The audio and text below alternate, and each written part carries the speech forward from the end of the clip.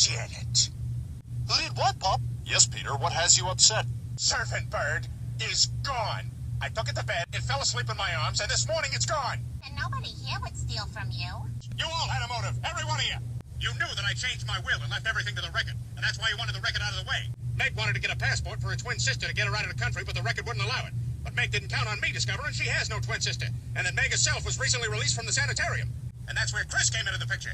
So you got it all figured out, do ya? You couldn't leave well enough alone. You won't fire at me, Chris. You don't got the stomach for it.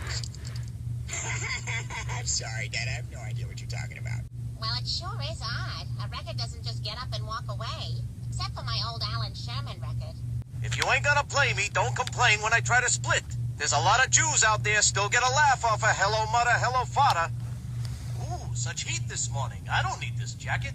I'm going downtown and buy another copy of Servant Bird. Peter, that's not necessary. I'm sure it'll turn up somewhere. I wouldn't count on it, Lois.